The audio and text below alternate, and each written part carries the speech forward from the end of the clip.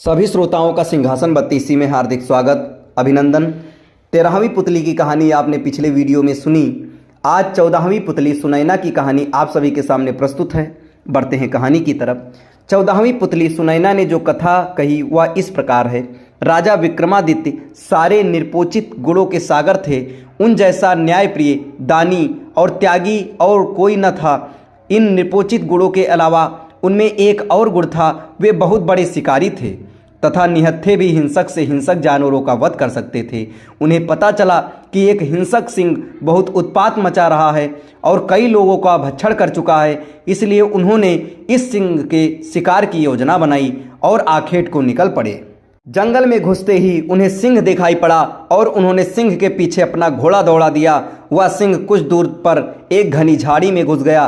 राजा घोड़े से कूदे और उस सिंह की तलाश करने लगे। अचानक सिंह उन पर झपटा तो उन्होंने उस पर तलवार का वार किया। झाड़ी की वजह से वार पूरे जोर से नहीं हो सका, मगर सिंह घायल होकर दहाड़ा और पीछे हटकर घने वन में गायब हो गया।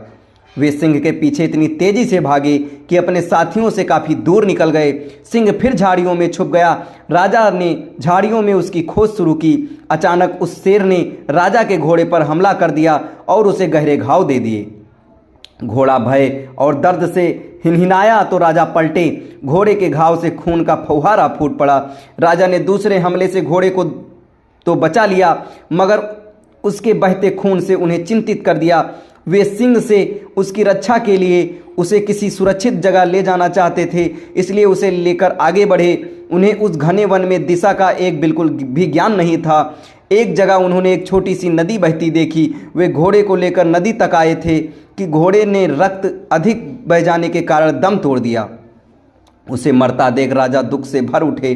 संध्या गहराने लगी थी, इसलिए उन्होंने आगे न बढ़ने की बुद्धिमानी समझा। वे एक वृक्ष से टिककर अपनी थकान उतारने लगे। कुछ ही क्षणों बाद उनका ध्यान नदी की धारा में हो रहे कोलाहल की ओर गया। उन्होंने देखा दो व्यक्ति एक तैरते हुए शव को दोनों ओर से पकड़े झगड़ रहे हैं। लड़ते लड़ते वे दोनों शव को किनारे लाए।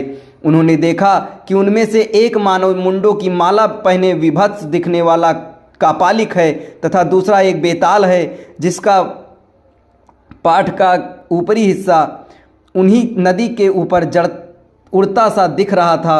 वे दोनों उस पर शव पर अपना अपना अधिकार जता रहे थे। कापालिक का कहना था कि वह शव उनके तांत्रिक साधना के लिए पकड़ा है और बेताल उस शव को खाकर अपनी भूख मिटाना चाहता था। दोनों में से कोई भी अपना दावा छोड़ने को तैयार नहीं था। विक्रम को सामने पाकर उन्होंने उन पर न्याय का भार सौंपना चाहा तो विक्रम